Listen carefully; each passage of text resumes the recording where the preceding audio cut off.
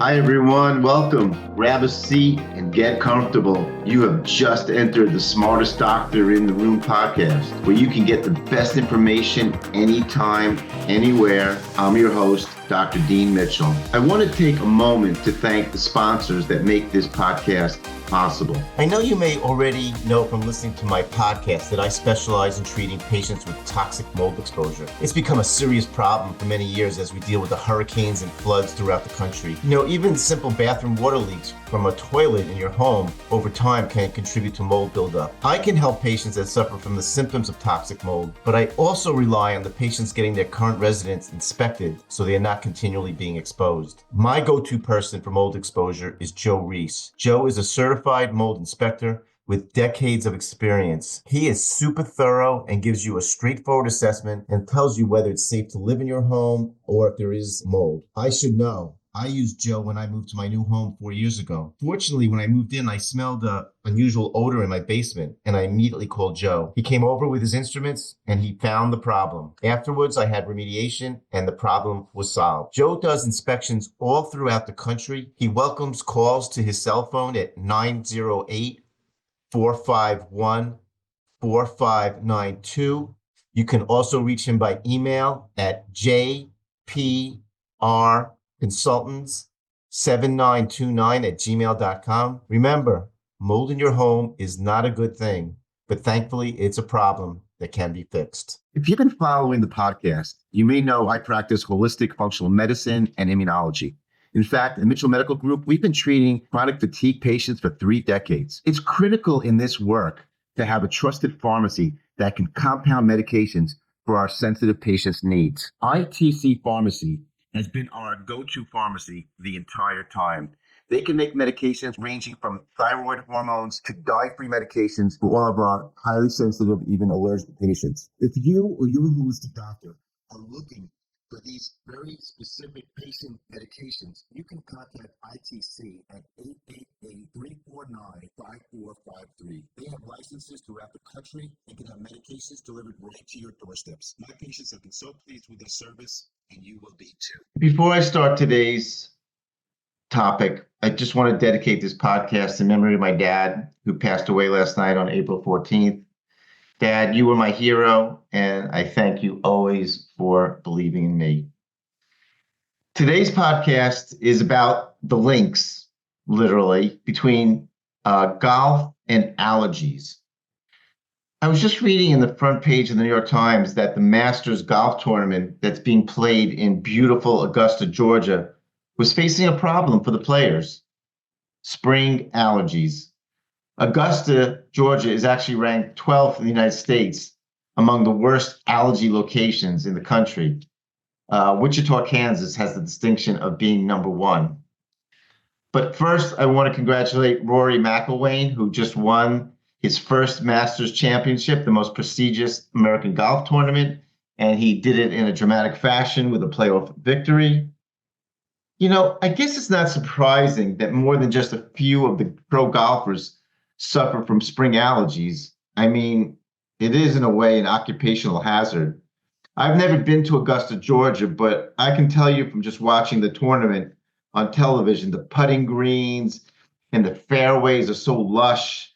The surroundings are bucolic with giant oak and birch trees enclosing the fairways. So it's really not surprising that this particular spring golf tournament is a disaster for any golfer with even mild allergies. And what about the poor fans? These loyal golf nuts sitting out in the hot sun and the pollen, just waiting for a glimpse of their favorite player to hit a shot. I also read in the article with great interest that Tiger Woods got allergy shots as a kid. And I guess he was hoping that he would put his allergies to rest before he became a pro sensation. Unfortunately, the allergies persisted, but he did have a very remarkable career. I also read how a current top golfer, Scotty Scheffler, was really struggling this past year with the high pollen counts. The players are allowed to take medications like antihistamines, but most of them try to avoid it because they get the side effects like drowsiness, fatigue, even slightly decreased mental acuity. Former number 1 golfer Greg the Shark Norman said for years he struggled to make it through the Masters, and he was loaded up with a lot of allergy medications. I guess what really surprised me about this was that even top pros with access to top medical experts haven't learned that allergies can be reversed and cured for good. Back in 2006, I wrote my book, Dr. Dean Mitchell's Allergy and Asthma Solution, where I wrote about my experience treating thousands of allergic patients with sublingual allergy drops instead of allergy shots. The key to reversing allergies is to obviously identify the specific allergens and then provide a patient-specific antidote, giving them what they're allergic to in very small doses initially, and then incrementally increasing the doses until the patient is actually consuming even more allergen than they would get naturally from the environment. I mean, I know that sounds crazy, but the actual desensitization process has been around for 100 years. The only major difference that I wrote about in the book was that giving allergy injections every week was no longer necessary when a person can safely do these allergy drops at home. The concept about sublingual allergy drops, or immunotherapy, as it's scientifically called, is that you are essentially transforming the immune system by building up blocking antibodies to the allergen. This not only allows for relief of current symptoms, but in most cases, if it's properly done, can lead to permanent reversal and essentially a cure. Unfortunately, despite the hundreds of articles that have shown the effectiveness of sublingual allergy drops, insurance companies vary in their coverage or sometimes won't cover it at all.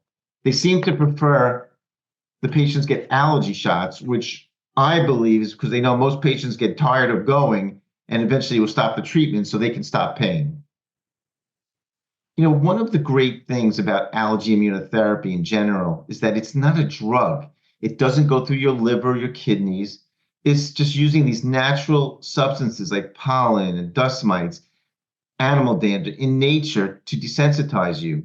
And I've done this for thousands of patients with people allergic to cats, to dogs, even horses. I've also desensitized patients to dust mites and mold.